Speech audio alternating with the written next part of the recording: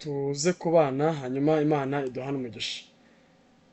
Ndi umunyeshuri hano muri kaminuza, hanyuma ndashima Imana ko njye ko mu buryo bwiza bwo kugira ngo tubane. Turaza kuganira rero igihe kitari kinini cyane ariko kitari na gitoya, ariko weho urimo urumva Imana ize kuduhana umugisha haba jyewe ndetse nawe, Imana ize kutugira neza. Ndaza gusoma ahantu hatatu, hanyuma ahandi wenda turahavuga turimo tuganira. Ngiye gusoma mu rwandiko Pawulo yandikiye Tito. Rwandiko Pawulo yandikiye Tito, ndasoma igice cya 2 ku murongo wa 11 wonyine.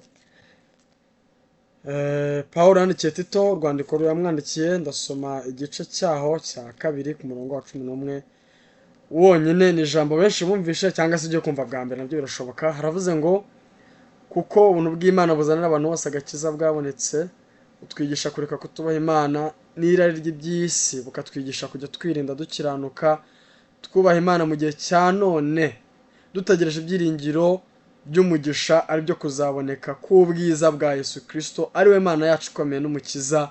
Amen. Ndongera nsome mu Baroma, ni nanone Pawulo yandikiye Abaroma, urwandiko Pawulo yandikiye Abaroma, ndasoma ku gice cya 6, hanyuma nsome ku murongo waho wa mbere wonyine. Haravuga ngo nuko tuvuga iki? Tugumye gukora ibyaha ngo ubuntu busage?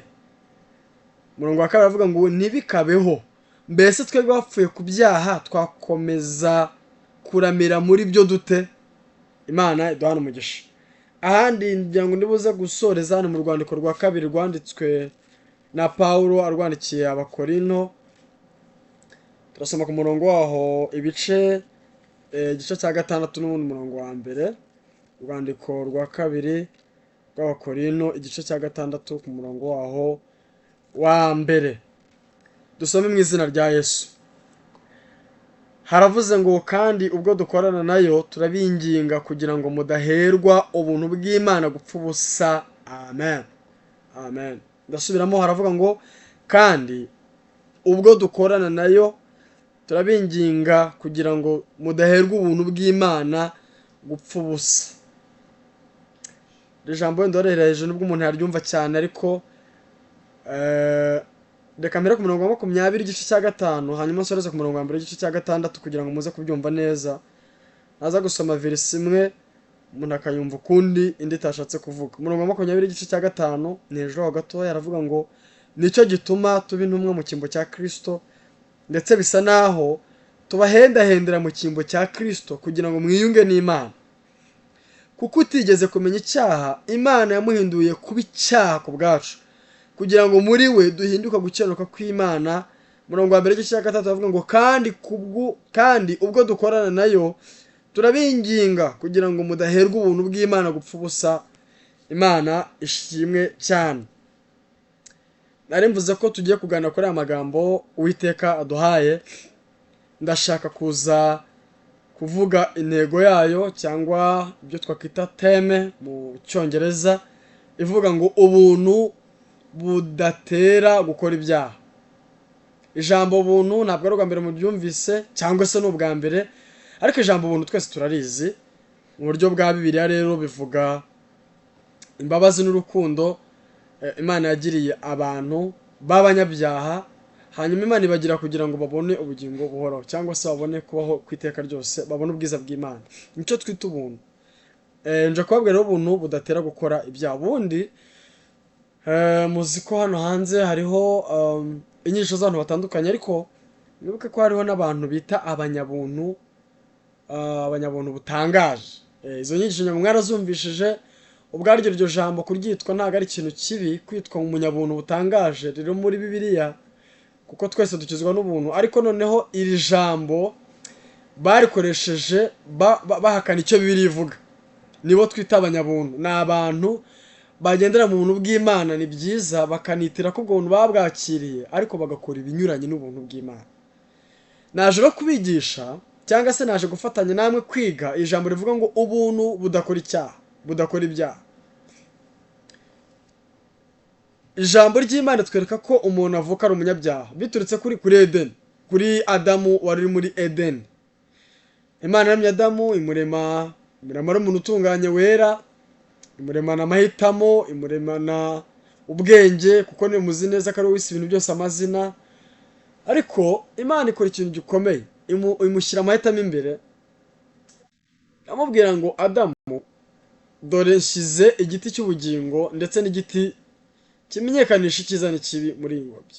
Imana avuga ngo ibiti byose bindi uzabiryaho, uzabisoromaho imbuto, ntacyo uzabura, ariko igiti kimenyekanisha icyiza n'ikibi ntuzagisoromeho. Muzi ikintu Adamu yakoze? Adamu nuko ashutse n'umwanzi, umwanzi akamubwira ibyenda gusa n'ibyo Imana yamubwiye, ariko agashyiramo ikinyoma.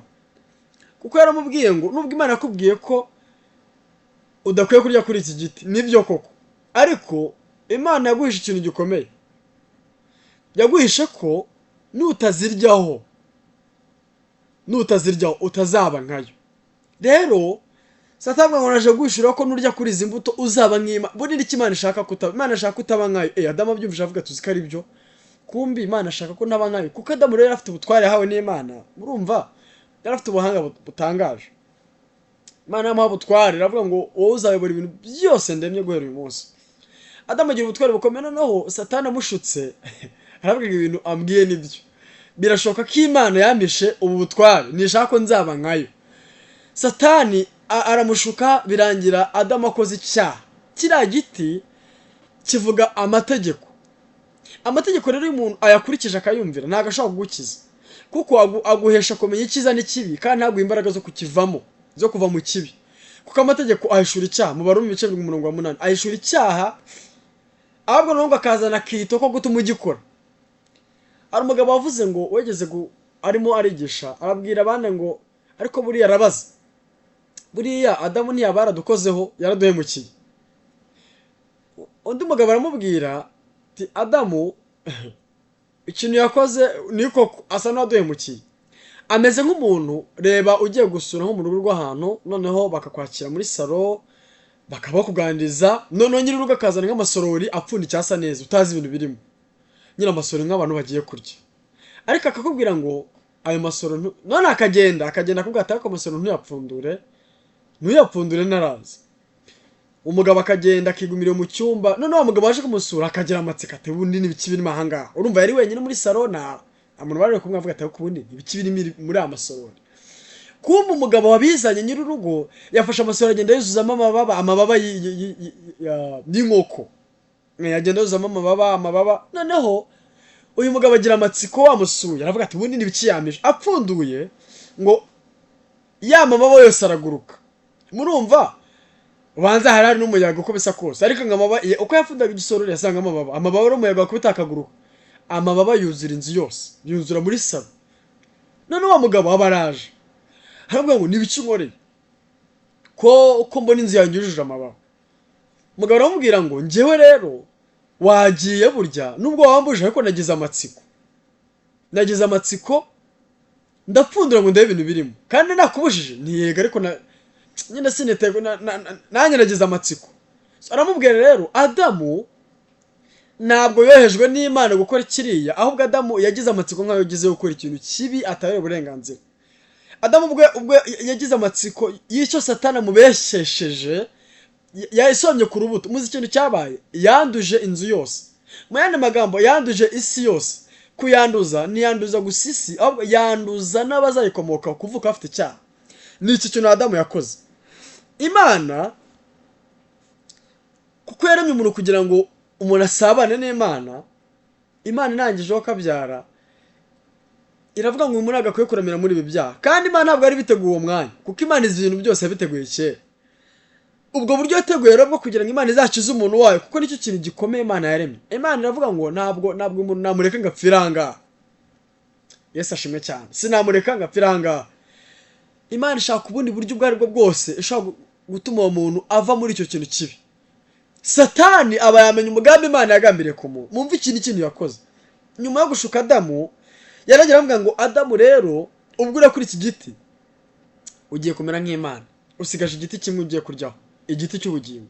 Igiti cy'ubugingo cyavuga ko ukiryaho aba hiteka ryose. Igiti cy'ubugingo gishushanya Yesu. Mu yandi magambo, Adamu yaramaze gucumura ku Mana, ajya no gucumura kuri Kristo Yesu, kuko Yesu muri Yohana mu bice 6:52 avuga ngo yaravuze ngo ninjye mutsima undyaho urya umubiri wanjye nazapfa na hato azabona ubugingo.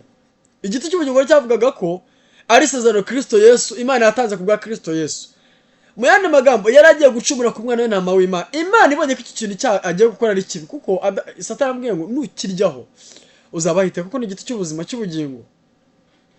Imana irangije ngo yirukana Adamu muri Edeni. Muzi impamvu yamwirukanye? Kwari kugira ngo Adamu namara kuva muri Edeni adasoroma ku giti cy'ubugingo. Kukiryaho bivuze kubaho iteka ryose. Kandi kubaho iteka ryose yari ko agiye kubana n'icyaha ubuzima bwe bwose.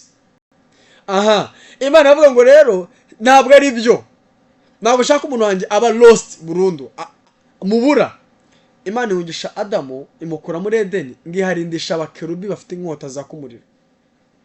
Bituma Adamu adasoroma kuri cya giti cy'ubugingo kugira ngo ataguma mu cyaha Satani amukoresheje. Ibi bitwigisha iki rero?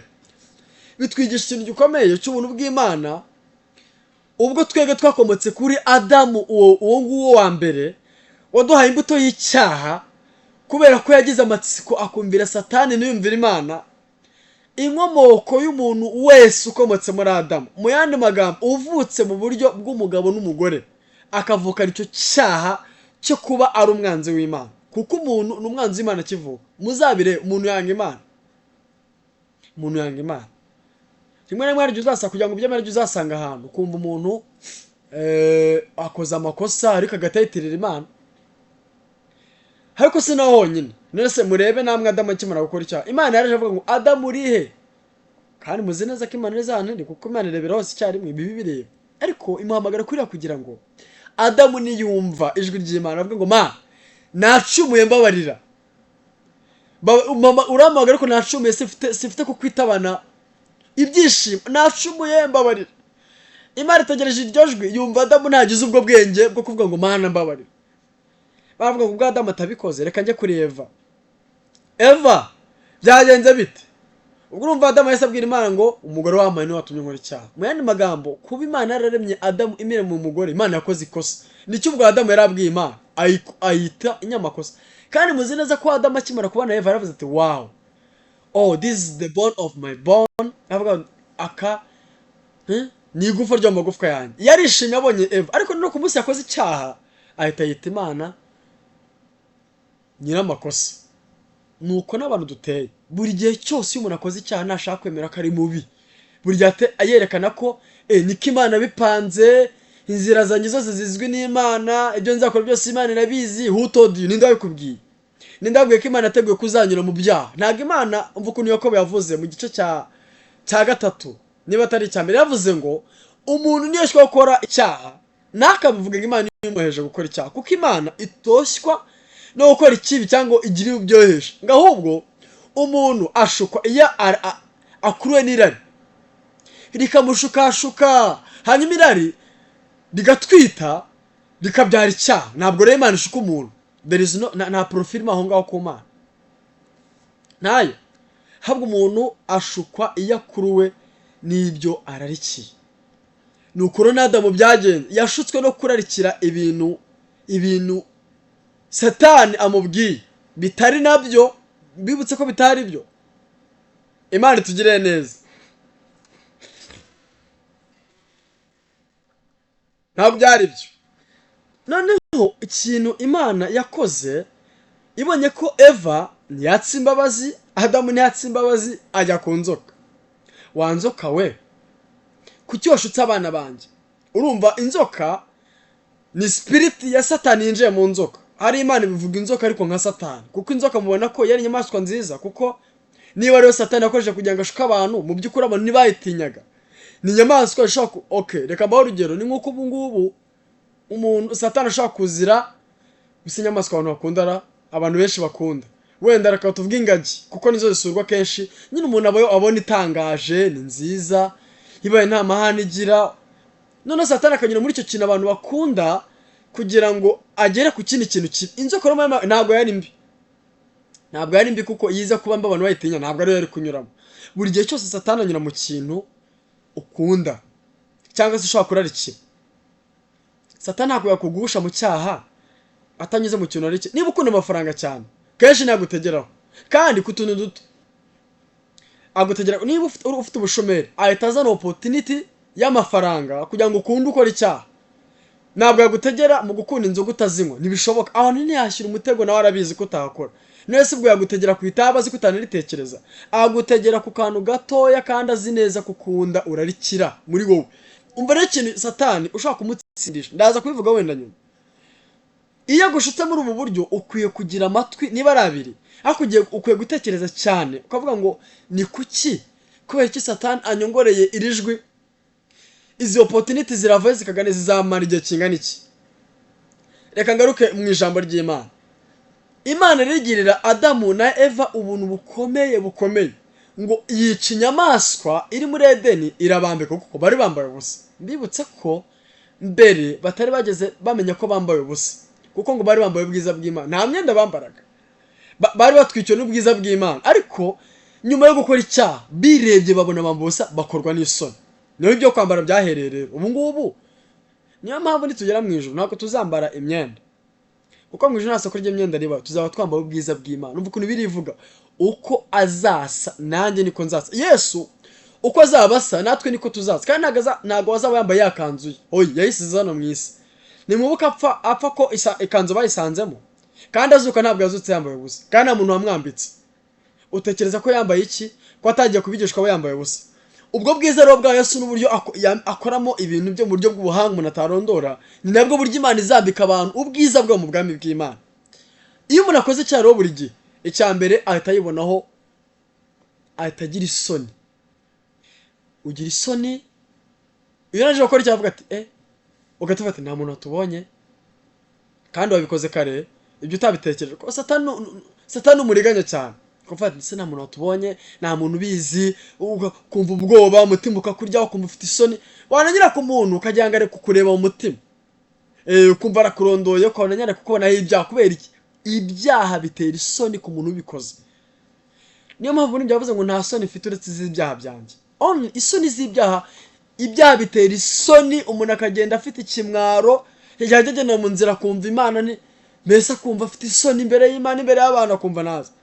Na Adamu rero ngo basanze bambaye ubusa, Imana yo kabyara ngo ihita ibaremera umwambaro, yica inyamaswa. Kwica inyamaswa byarivuze imbabazi, kuko mu gitabo cy'Abayobora mu bice 9 aravuga ngo ukurikije amategeko hafi ya yose nibishoboka ko umuntu ashobora kubarirwa icyaha atamenetse amaraso, cyangwa se hatabaye kumeneka kw'amaraso. Imana nicyo yari ikoze, ibaha imbabazi. Mbibutse ko yabaha imbabazi batazisabye, yabaha imbabazi bo batarimenyaho ububi. Babimenyaho ububi bafite n'isoni, ahubwo batarimenya. Mbese nyuma yo kumva ko bakoze ikintu kibi no kubona imyambaro bambaye ubusa, bahise biremera ibicocero. Mu yandi magambo, bahise bamenya ikibi bakoze, babona ingaruka zabyo, barangije babura uko bagenza, babuze imbaraga. Nyuma y'icyo ngicyo Imana irabareba, ibona ko nta kindi kintu bafite ubushobozi, Imana ibaha imbabazi batazisabye. Icyo nicyo twita ubuntu bw'Imana. Nubwo uhabwa imbabazi z'Imana utazikwiriye, ahubwo bivuye mu rukundo rw'Imana yonyine. Imana itugirire neza cyane. Bibiliya turimo turiga ijambo rivuga ngo ubuntu budakora ibyaha. Pawulo yandikiye Abaroma twahasomye, arababwira none ubwo bimeze bityo tuvuga iki? Dukora ibyaha ubuntu busage? Haravuga ngo oya, nibikabeho ko tubikora dutyo, kubera ko ubuntu ntabwo ari ubusa.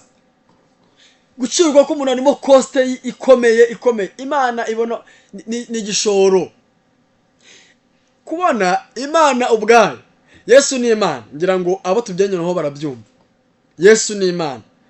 Kubona Imana ifata decision yo kuva mu bumana bwayo ikazi kambara umubiri w'umuntu. Umubiri ni mubi, nuko tutabyumva, ariko wenda bagera revelation bakabona ukuntu umubiri atari mwiza. Nababivuze nka Pastor Desire yabivuze, avuga ko yagiye mwerekwa akabona avuye mu mubiri akabona ni ikintu kibi cyane. Umubiri ni mubi, noneho Yesu akemera kujya muri icyo kintu kibi cyane, kibi kubirebera mu mwuka, ni ikintu kibi umuntu atakifuza. Ari umugabo wavuze, aravuga ngo ni nko kubona uruhu rw'inka. Murabona inka bayibaze uruhu rwayo, noneho rumaze nk'iminsi nk'itatu rurabora hakatondagiraho inyo. Noneho we niko yabonye, nicyo kintu yabonye yiyambuye. yiyambuye mwiyereko noneho marayika avuga ngo gisubira avuga ati ntabwo nasubira muri kiriya kintu bishoboka kuko Imana yamubwiye gusubira muri uriya mubiri uriya n'umubiri wawe wambaye niwo wiratana niwo abantu biratana niwo abantu bakorana ibyaha niwo ushuka abantu arabireba abona ni inyo ni nko gufata reba uruhu rw'inka rumaze nk'iminsi 3 rwaboze ruruhinye ni uwo mubiri w'umuntu abantu tufite niyo mpamvu tudakwiye kwita cyane ku mubiri ngo tunezeze si bibi iyo tuvuze kunezeza no kunesheresha kamere kunesheresha ibyaha niyo mpamvu dukwiye kwitonda mu gihe tunezeza uyu mubiri dukora ibyaha urasambana ukumva birakunejeje ukiba niba no kuroga bibamo ukaroga ukangana hejuru y'inyungu z'umubiri ujye umenya ko uri gukora icyo kintu kimeze gityo nkubwiye cy'uruhu rw'inka ruboze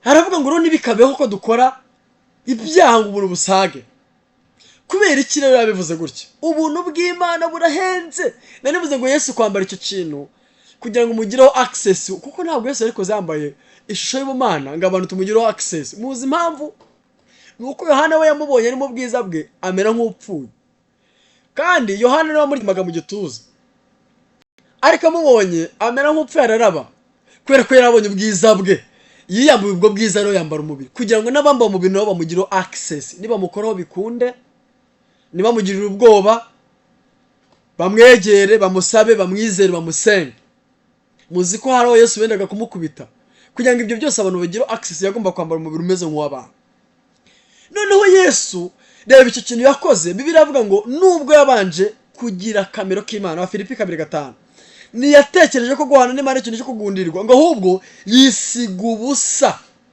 yambara kamero k'umugaragu w'imbata umugaragu w'imbata niwe mugaragu uri hanyuma y'abandi bakozi bose niwe mugaragu w'imbata no hanaguraga ivumbi ryabaga riri ku birenge shebuja ako nakazi gagayitse cyane nko kubona umuntu akandiye amase y'inka ukaba ufite umugaragu guhanagura ntabwo ari akazi kari gashimishije kandi imbata ntihembwa imbata rifite role yo gukora akazi dahembwa kandi nta yindi nyungu akazi kano gukora igapfa nindi mbata yikomotseho nawe nukimera nta bundi buryo niko imbata zameraga so Yesu yemera ko umugaragu w'imbata kugira ngo acungure n'imbata yindi yo hasi yabaswe n'ibyaha iri mu bubata Yesu rero yemeye kwigira gutyo aramanuka mu bintu byabereye mu isi iyaba Yesu yaraje kambara umubiri agasubirayo wenda twavuga ngo yari yahanganye nyine yambara umubiri none murebe Yesu kuza akicwa n'inzara ari we utanga ibiryo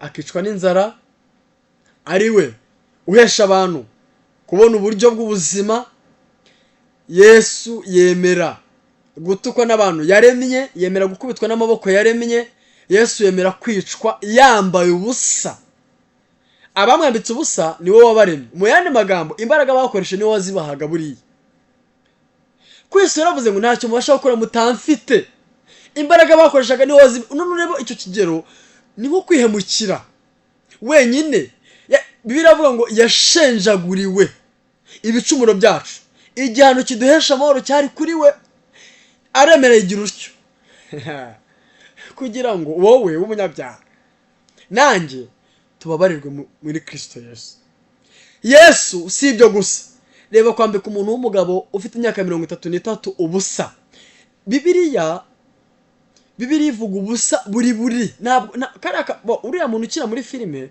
nawe ntabwo yageze ku rwego ashobora gukina yambaye ubusa nk'uko Yesu yabikoze nawe yagize yigiriye akantu ko kwikingira kubw'agaciro ke ariko Yesu bamwambaye ubusa buri nta kenda na kamwe yambaye mwumva ikintu Yesu yakoze iyo abantu tuvuga ngo mwizere Yesu kubw'ubuntu bwayo mwumva ikintu Yesu yakoze gufata umuntu hano nta muntu w'umusore uretse kuba afite kamera y'Imana wowe uvuka hariya nanjye tugushyize hara muri stade bavuga ngo ambara ubusa abantu babiri bacungurwa babiri cyangwa mama wawe ntibamwice ushaka kutabwamba buri twese duhari abakobwa abasore niba hari umukundana akaba hari abo mwiganye ndakurahiye byagorana ntiwabikora uretse kwambara ubusa noneho ukanabambwa byakugora ngibyo ibintu Yesu yakoze kugira ngo tubone ubuntu twatakarije muri Edeni Imana ishimwe cyane uko ubwo bufite ikiguzi kingana gityo Paulo avuga ngo none ubwo twaye ubwo buntu na Kristo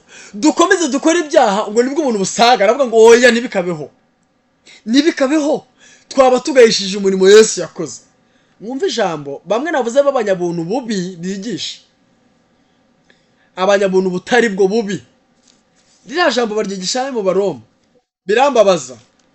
Abaroma igice cya 5 ku murongo wa 20 mumvuko kandi ibi Paulo bivuga ayata avuga kuri ijambo twavuze ngo ntidukore ibyabuntu busaga. Umva ukuntu yavuze mu gice cya 5 murongo wa 20 yavuze ngo ariko amategeko yaziye hanyuma kugira ngo ibyaha bigwire, nyamara aho ibyaha byagwiriye niho ubuntu bwarushijeho gusaga. Iri jambo mvuko baryigisha baravuga ngo niba ubuntu bwaraje kugira ngo tubone ko ubuntu bukora nuko dukora ibyaha. Siko dusomye muri Bibiliya haravuze ngo nyamara aho ibyaha byagwiriye niho ubuntu bwarushijeho gusaga. Bakavuga rero kora ibyaha bigwire nyine ubuntu busaga. None se ubuntu buzakora gute nta byaha bihari? Kuko ubuntu bugaragara iyo hari ibyaha.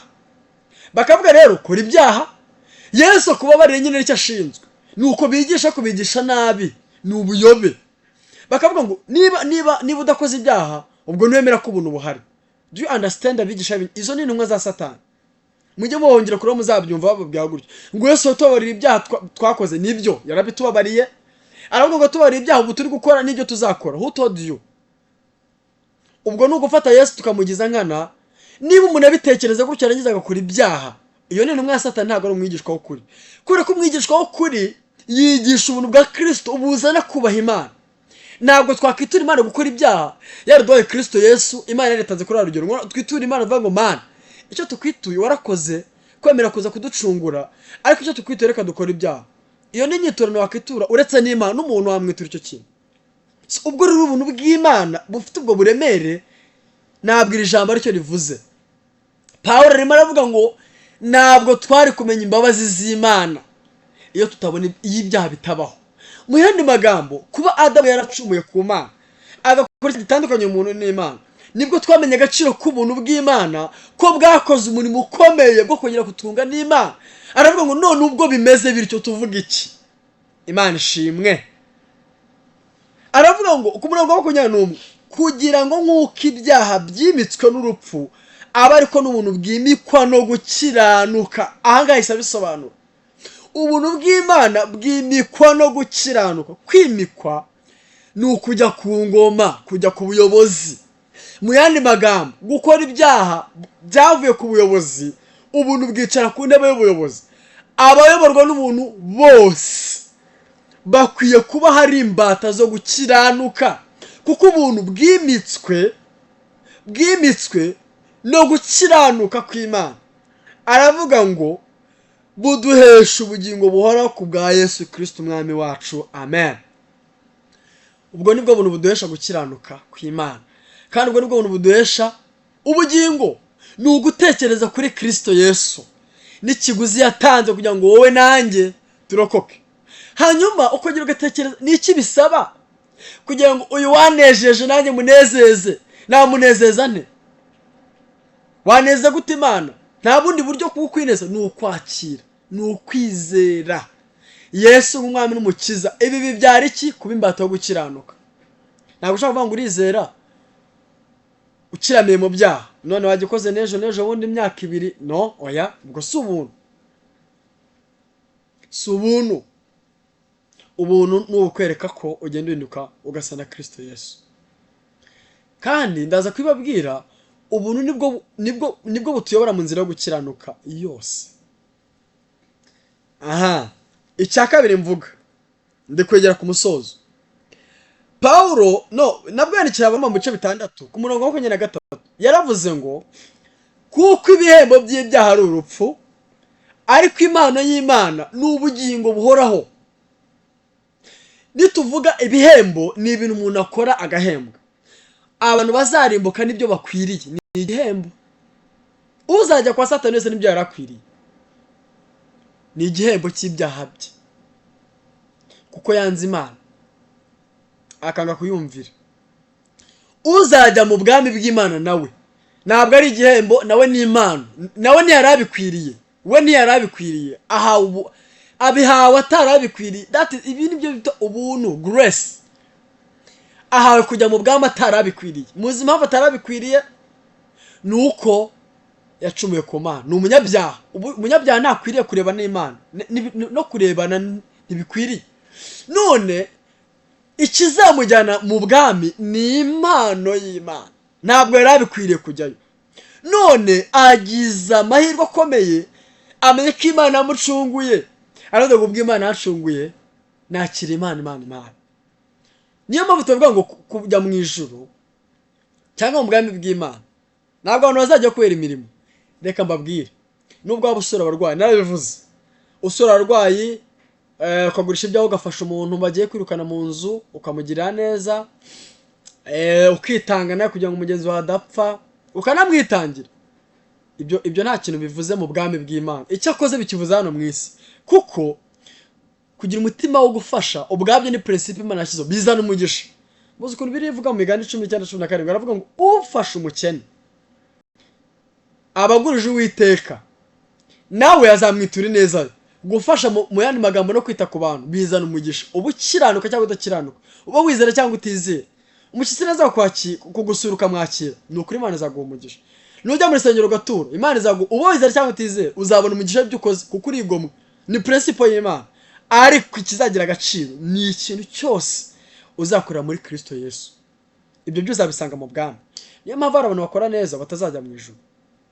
Niyo mpamvu abantu batazajya mu ijuru kandi Imana ivuze bari mu rusengero. Muzi impamvu? Ntabwo aho turi aho divininga ubwami bw'Imana buri muri twebwe. Oya, ahubwo icyo turimo. Muzi ukuntu hano handitse aravuze ngo ufite uwo mwana niwe ufite ubugingo, utamufite ntabwo ubugingo afite. Imana tugire neza cyane. Mu yandi magambo, ntabwo umuntu aba umwana w'Imana kubera ko yakoze imirimo myinshi. Wowe icyo cyaba ari ikiguzi, cyaba ari igihembo. Kandi igihembo cy'ibyaha ni urupfu. Ibyo nibyo Imana ihembera umuntu. Bati warakoze kabisa, wakoze ibyaha, niyo rero natire yawe, wakira ibihembo. Ntabwo Imana izana abantu bazarimbuka, ni ibihembo izayibahaye. Ariko bazajya mu ijuru nabwo Imana izabaha ibihembo ko nta kintu bakoze, ahubwo barizeye, bakira ibintu by'Imana. Abo bo nabo bazajya mu ijuru batari babikwiriye ku bw'ubuntu bw'Imana, ahubwo kuko Imana yabagiriye imbabazi nyinshi. Imana yemera ko ibana nayo ku bwa Kristo Yesu. Biravuze ngo ku bw'ubuntu bw'Imana buzanira abantu bose, twabisomye, ku bw'ubuntu bw'Imana buzanira abantu bose agakiza bwabonetse. Haleluya. Aravuga ngo butwigisha kureka. Ariko ndongera masoreze ariko masome tuhumve neza. Paulo yandikiye Tito niwe yandikiye igice cya 2 umurongo wa 11. Mwumva ukuntu yaravuze ngo kuko ubuntu bw'Imana buzanira abantu bose agakiza bwabonetse. Iri jambo ryonyine nuvuga ngo ubuntu bw'Imana buri ku bantu bose. Ntabwo Imana yatonyeje bamwe ngo muzarimbuka abandi muzabona ubugingo. Oya, Bibiliya ivuga ngo kuko Imana yakunze abantu bose bari mu isi byatumye itanga Yesu kugira ngo umwize personal. Imana yakunze bose ariko umwize ni individual. The one who submit themselves before God. Ni umuntu wemera akazi imbere y'Imana ku giti cye personally, abihisemo kubw'ijambo n'ubuntu bw'Imana byinjiye muri we. Imana imukingura amaso akabona Yesu yarabambwe, aravuga ati mwami nane umunyabyaha ndihannye, nakiriwe Yesu wampfira ntanavuka. Ubuntu ni ku bantu bose, ntabwo ari abantu Imana yatoranije bamwe. Oya, ni bose, ahubwo ubyizera. Mwumve rero mubona ikintu bukora. Ubu ndi kubabwira, iyo umuntu yizeye mwumva ikintu kibigaragaza. Icya mbere, ubuntu butwigisha kujya twirinda. None se bara bakora ibyo bavuga ngo barizeye, murumva birinda? Niba bakora ibyaha nkana, Bibiliya ivuga ngo uyu muntu akoze icyaha nta kindi kintu gitegereje keretse gucirwa witeka. Abategereje umujinya w'inkazi uzarya abanzi b'Imana. Mu Baheburayo ibice 9. Ntabwo ushoboka ko umuntu ashobora kuvuga ngo ngenzi akora ibyaha, I know Imana izajya imbabarira. Ntabwo Imana imenyerwa. Niko Paulo yandikiye Abagalatiya mu bice 6 aravuga ngo nimuyobe, Imana inaregurizwa izuru. Icyo umuntu akora, icyo umuntu abiba nicyo azasarura. Ubibira mu mubiri we azasarura kubora, ariko ubibira mu mwuka, muri uwo mwuka azasarura ubugingo buhoraho. Ni ukubiba rero. Kubiba ni ukwakira, ni ukwizera. Receive the gospel. Ni ukwakira ijambo rikiza ry'ubuzima. Ubuntu nibuduhesha gukora ibyaha. Niba nari ukwabyemeraga bavuga ngo njyewe rero sinzarimbuka, nzajya nkora ibyo nshaka. Nutajya gukora ibyaha witwaje ijambo ngo ntuzarimbuka, ni ikimenyetso kiza ko utari ukijijwe. Iyo umuntu akoze ibyaha, iyo umuntu asambanye, iyo umuntu asambanye akiba akaroga akakora ibyaha ni ikimenyetso cyiza cyerekana uwo ari we, niyo identity ye, niba ntiyabihisha, nibwo buzima akwiye kubamo. Iyo umuntu akoze ibyaha kuriye, uriya ni wowe wanyawe rero, uriya ni wowe wanyawe, wijya kwirenganya ni wowe, ni uriya ubundi ukwiye kuba wowe, kuko biriya byaha ukoze nicyo kamere yeze nyine ko ugomba gukora biriya.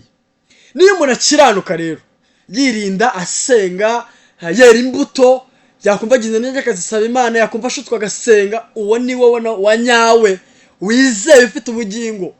Kubera ko ufite uwo mwana, ubuntu buramwigisha bwo ati irinde nukora icyaha kuko nanga ibyaha. Petero aravuga ngo niba mufite ibyiringiro, ni Yohana mu gice cya mbere, urwandiko rwa mbere igice cya 3 yaravuze ngo umurongo wa 2 yaravuze ngo niba mufite ibyiringiro byo kuzaboneka kuri uwo mwana, nimwiboneze nk'uko aboneye. Kwiboneza ni gute? Nuko nuguha agaciro ikintu cyitwa ubuntu bw'Imana, amaraso ya Yesu. Abantu rero bizeye by'ukuri bafite Yesu Kristo, umutima wa buri gihe uburarikiye gukiranuka, uburarikiye gukora ibyiza. Niyakoze icyaha atagiteguye, akisanga yanduye, agira agahinda k'icyaha akoze, ati Mana yanjye ibintu mbikoze nde, akumva arashize, akajya imbere y'Imana ati Mana mbabarira. Niyo kamere y'Imana iyo. Umuntu ubikora Imana yarambabariye, ejo agasubira Imana yakubabariye, uzabona ku munsi urubanza ngo sinigeze nkumenya nkozi y'ibibi we. Niko Imana izakubwira. Niba ukinisha ubuntu bw'Imana, ntabwo Imana ikinishwa. Imana ntinegurizwa izuru, niko biri ijambo ry'Imana rivuga, Imana ntikinishwa.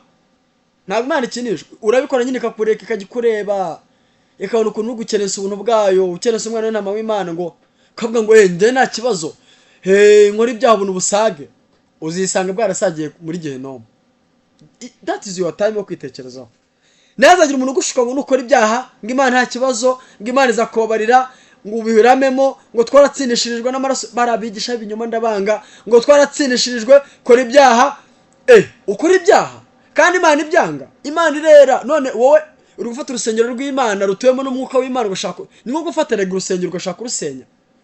Ni nko gufata abantu basengera ugafata inyundo na ibiri ziriya mashini ugasenya urusengero, ukabwira abantu ngo nimuzongera no gusenga. Niko umuntu akoze icyaha bameze, ari gusenya urusengero rw'Imana. Biravuga ngo gusenya urusengero rw'Imana, Imana izamutsembaho. Ndashaka ko dusoza ijambo rya nyuma. Pawulo yandikiye Abakorinto igice cya 6:1 arababwira ngo turabingingira muri Kristo Yesu ngo mudaherwa ubuntu bw'Imana kubupfusha ubusa. Hari abantu bapfusha ubuntu bw'Imana ubusa, kuko nabwiraga hakavuga ngo twinywere, turye, dukora ibyaha, Imana yaratubaba. Aba bantu ubuntu bw'Imana kubupfusha ubusa. Kandi Imana ubuntu bwayo izikora rw'igiciro mu maso yayo. Wipfusha ubuntu bw'Imana ubusa, bahukira. Rero niba ubona ikiramira mu byo ufite iyo kamere, ahubwo uzasaba bw'Imana ngo mishurira, umere nka Bartolomayo. Muzi ukuntu byagenze Bartolomayo, ngo yabonye Yesu atambutse. Haza urani Yesu wa Nazareti ati niwe. Ti Yesu mwene Dawidi. Yesu ngo ntiyamwumva. Arongera, Yesu mwene Dawidi ntiyamwumva. Kugeza ubwo Yesu avuze ngo ninde umamagaye. Baramubwira ngo umuntu uguhamagaye ni Bartolomayo, ni impumyi. Hamwe ngo mwihorere twigendere. Ngo ariko Yesu haravuga ngo hoyijwe rye naryumvishije, arashaka gukira. Asabambwa ngo urashaka iki? Ndashaka guhumuka. Bibiliya ashaka kwerekana ko ubwoko bwa Isirayeli bwa bwarahumye butabona, ariko Yesu ashaka kuvuga ngo nibataka bagatakira Imana, basaba guhumuka, Imana izabahumura, ibereke, ihwezeshe amaso yabo bamenye Kristo mu mitima yabo. Ndagira ngo twegere ku musozo, nongere mbabwire ngo ubuntu bw'Imana si ubwo gupfa ubusa, kandi ubuntu bukora ibyaha si ubuntu. Ubuntu bukora ibyaha, ubuntu bwo gukiranuka niko birivuze. Ubuntu butwigisha gukiranuka no kubaha Imana. Imana ishimwe cyane. Hanyuma ndagira mbabwire ijambo rya nyuma soza. Ntabwo dukorera Imana kugira ngo tuzabone ubugingo buhoraho, wapi. Ahubwo dukorera Imana kuko dufite ubugingo buhoraho. Ubanza mubyumvishije. Umva ukuntu Yohana yanditse mu gice cya mbere, urwandiko rwa mbere igice cya 3:2 yaravuze ngo bakundwa ubu turi abana b'Imana. ariko dusasa ni kurerekanwa. Aravuga ngo icyo akora tuzi ko twerekana tuzasa nawe. Niba turi abana b'Imana rero ntabwo dukorera Imana kugira ngo Imana izaduha ubugingo buhoraho, ahubwo dukorera Imana ko twizeye. Ubuntu butuyobora mu gukora umurimo w'Imana. Umva ukuntu Yesu yabwiye abafarisayo, yarabwiye ngo baramaje ngo dukore umurimo w'Imana wowe kugira ngo Imana itwemere. Yesu yarabwiye umurimo mukuru gukorera Imana n'ukwizera uwo yatumye. Yohana 3:29. Ntabwo ushobora gukora undi murimo ngo unezeze Imana, ni ukwizera Kristo Yesu. Niba waramwizeye rero ukwiye kugira inyota yo gukiranuka, ukwiye kugira inyota yo gusa na Yesu, ukwiye kugira inyota buri gihe yo kumva ukumbuye gusa na Kristo Yesu. Imana iduhana umugisha. Numasoje nashize ngo ubuntu bw'Imana buva ku Mana buhesha ubugingo ntibukora ibyaha. Abwo ubuntu bw'Imana buva kuri Kristo Yesu buva ku Mana buhesha abantu gukiranuka no gukora imirimo yose y'Imana.